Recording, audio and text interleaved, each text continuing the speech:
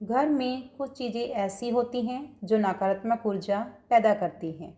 अगर आप नवरात्रि घट स्थापना से पहले इन चीज़ों को निकाल देते हैं तो माँ दुर्गा का आगमन खुशी खुशी होता है और साथ ही कई चीज़ें खरीदना भी शुभ माना जाता है, जिसके खरीदने से घर में सुख समृद्धि और बरकत आती है। आइए इसके बारे में जानते हैं पूरा विस्तार से। नमस्कार दोस्तों, मैं हूँ एस्ट्रोलॉजर ललिता स्वामी और आपका स्वागत है मेरे चैनल एस्ट्रोलॉजी विद ललिता स्वामी में। आप सभी को नवरात्रि की ढेरों शुभकामनाएं। माता रानी आप सभी को खूब समृद्धि और तरक्की दें और उनकी असीम कृपा और आशीर्वाद आप और आपके पूरे परिवार पर सदैव बनी रहे। दोस्तों, चैत्र नवरात्रि की जल्दी ही शुरुआत होने वाली है। माता रानी का स्वागत करने के लिए सभी घर की साफ सफाई और सजावट में लग गए हैं। वहीं इस बार नवरात्रि से पहले सफाई में कुछ चीज़ों को घर से बाहर अवश्य निकाल दें, नहीं तो ये चीज़ें घर में नकारात्मकता और धन हानि का कारण बन सकती हैं। तो ये चीज़ें कौन सी हैं, आइए जानते हैं। नंबर 1, अगर आपके घर में कपड़ों और पुराने जूतों का ढेर लगा हुआ है तब तो आप कितनी भी साफ सफाई कर लें, दशा बिगड़ने में ज़्यादा समय नहीं लगेगा। सबसे बेस्ट ऑप्शन यही है कि आप फालतू के कपड़ों और टूटे हुए जूते चप्पल को अलविदा कहें और बाकी बचे सामान को अच्छे से ऑर्गेनाइज करके रखें। इससे घर ना सिर्फ देखने में सुंदर लगेगा बल्कि वास्तु के अनुसार भी ये शुभ है। नंबर 2, टूटा हुआ कांच या फिर इससे बनी हुई चीज़ें घर में रखने से नकारात्मक ऊर्जा आकर्षित होती है, जिसके कारण आर्थिक स्थिति कमज़ोर होने लगती है। इसलिए नवरात्रि शुरू होने से पहले घर से कांच की टूटी हुई चीज़ें निकाल दें। नंबर 3, सूखे हुए फूलों और पेड़ पौधों को घर में रखना अशुभ माना जाता है। ये नकारात्मक ऊर्जा को आकर्षित करते हैं, इसलिए इन्हें घर से बाहर कर देना चाहिए। नंबर 4, घर में बेकार या कबाड़ सामान रखने से सकारात्मक ऊर्जा का प्रवाह रुक जाता है। इसे नियमित रूप से हटाकर घर को स्वच्छ बनाए रखना चाहिए। नंबर 5, वास्तुशास्त्र के अनुसार घर में कभी भी फटी पुरानी धार्मिक पुस्तकें नहीं रखनी चाहिए। यदि कोई धार्मिक पुस्तक फट गई है तो इसे नवरात्रि से पहले बहते जल में प्रवाहित कर दें।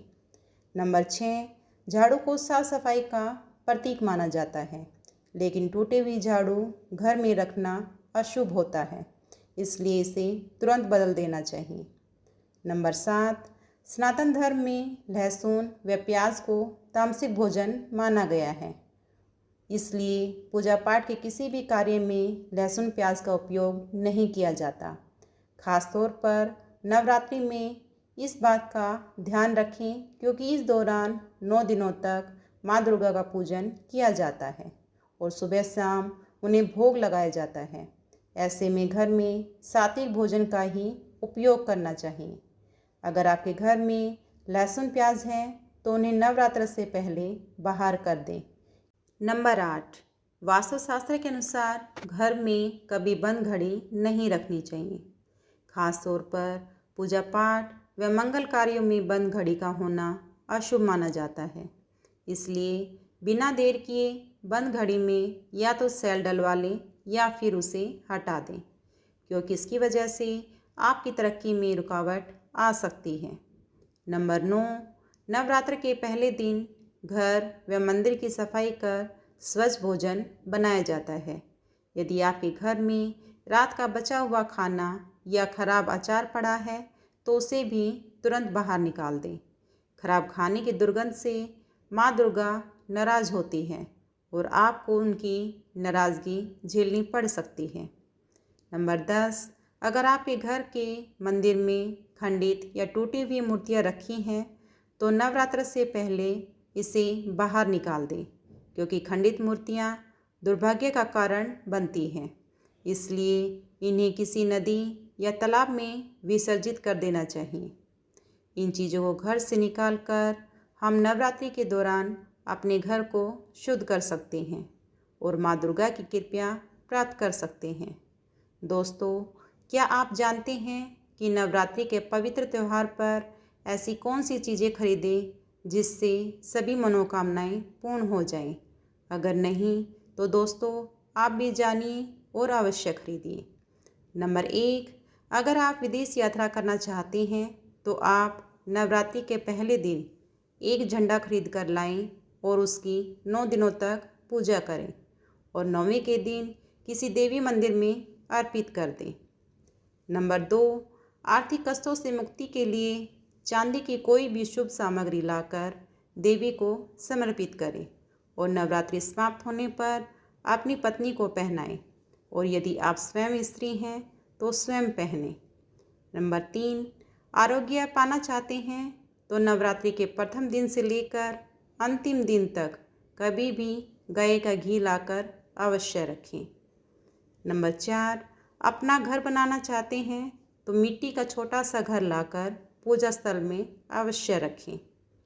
नंबर 5, नौकरी में पदोन्नति चाहते हैं तो 3 नारियल लाकर पहले घर में रखें और पूरे नवरात्रि उनका पूजन करें और 9वीं के दिन मंदिर में अपनी मनोकामना बोलते हुए उसे अर्पित कर दें।